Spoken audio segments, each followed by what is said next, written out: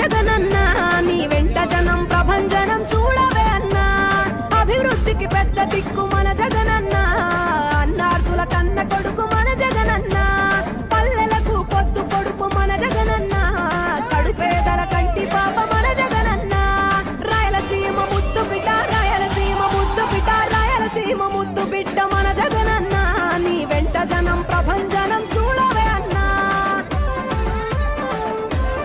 ప్రియ మిత్రులకు నా నమస్కారాలు. ఎన్నో దశాబ్దాలుగా మన గిరిజన ప్రాంతంలోని సకాలంలో వైద్యం అందక ఎంతోమంది ప్రాణాలు కోల్పోవడం మనం చూసాము. నేను డాక్టర్గా పనిచేసిన టైంలో కూడా ఎన్నో కేసెస్ని ఇలాగా ఇక్కడ నుండి వైజాగ్ రిఫరల్ రాసినప్పుడు అంబులెన్స్ సదుపాయాలు లేక ప్రాణాలు కోల్పోవడం ఎన్నో చూశాను. ఇవన్నీ కన్సిడర్ చేస్తూ మాజీ ముఖ్యమంత్రి వర్యులు జగన్మోహన్ రెడ్డి గారు నాకు ఇచ్చిన అవకాశాన్ని నేను తీసుకొని ఈ అంబులెన్స్ని తీసుకురావడం జరిగింది. అయితే ఇవన్నీ ఇలా ఉండగా మనం 10 అంబులెన్స్ని ఈరోజు తీసుకుని వస్తే ఒకటి అనంతగిరి, ఇంకొకటి అరకు, ఒకటి పెద్దబయలు మండలానికి, ఇంకొకటి ముంచంపుట్టు మండలం అరకు నియోజకవర్గానికి సంబంధించి, అదేవిధంగా పాడేరు నియోజకవర్గంలో రెండు అంబులెన్స్లు పాడేరు హెడ్ క్వార్టర్లోని, ఇంకొక 2 జీకే వీధి చింతపల్లి మండలానికి ఇవ్వడం జరుగుతుంది. అదేవిధంగా రంపచోడవరం హెడ్ క్వార్టర్కి ఒకటి, అదేవిధంగా చింతూరుకి ఒకటి అంబులెన్స్ ఇవ్వడం జరుగుతుంది. అయితే ఈ అంబులెన్స్ని తీసుకుని రావడం ముఖ్య ఉద్దేశం ఏంటంటే, మనం రీసెంట్గా చింతల వీధిలో జరిగిన యాక్సిడెంట్ని చూసాం. డాక్టర్స్ ఫెసిలిటీస్ ఉన్నాయి, ట్రీట్ చేసే డాక్టర్స్ అందరూ ఉన్నారు, కానీ క్రిటికల్ కేసెస్ని మాత్రం ఖచ్చితంగా కేజీహెచ్కి రిఫరల్ చేయాల్సిన పరిస్థితి ఉండేది. ఆ రోజు అంబులెన్స్ సకాలంలో లేని పరిస్థితుల్లో దూరంగా ఉన్న పిహెచ్సిల నుండి అంబులెన్స్ని తీసుకురావడం జరిగింది. కాబట్టి ఇవన్నీ కన్సిడర్ చేస్తూ ఇలా 10 అంబులెన్స్లు తీసుకుని రావడం నిజంగా చాలా సంతోషకరంగా ఉంది. ఇదే సందర్భంగా మాజీ ముఖ్యమంత్రి వర్యులు జగన్మోహన్ రెడ్డి గారి బర్త్డే సందర్భంగా ఈ అంబులెన్స్లు తీసుకురావడం మరీ ప్రత్యేకత ఉంది అని చెప్పి ఈ మీడియా ముఖంగా తెలియజేస్తూ, ఈ మీడియా ముఖంగా వైఎస్ఆర్ కాంగ్రెస్ పార్టీ నాయకులు, కార్యకర్తలు అందరి తరపు నుండి జగన్మోహన్ రెడ్డి గారికి wish you many more happy returns of the day sir. Thank you. ఎలాంటి పరిస్థితుల్లోనైనా సరే సేవ చేయాలని చెప్పేసి ఈరోజు మా గౌరవ అరకు పార్లమెంట్ ఎంపీ గారు ఈరోజు నిరూపించారు.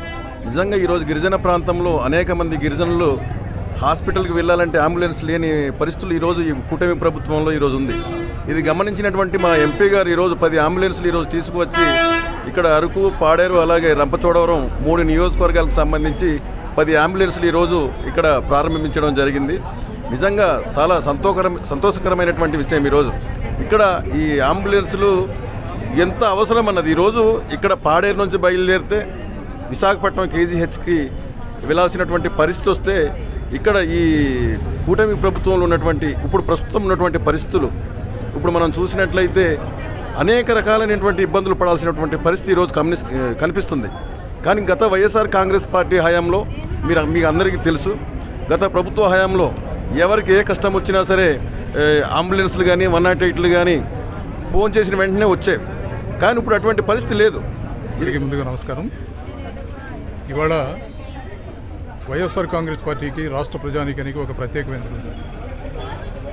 మా ప్రియతమ నాయకులు, రాష్ట్ర మాజీ ముఖ్యమంత్రి వర్యులు రాష్ట్ర రాజకీయాలలో విప్లవాత్మకమైనటువంటి విషయాలను బహిర్గతం చేసి వాటన్నిటినీ కూడా బ్రహ్మాండంగా ఇంప్లిమెంట్ చేసినటువంటి మా నాయకులు శ్రీ జగన్మోహన్ రెడ్డి గారు.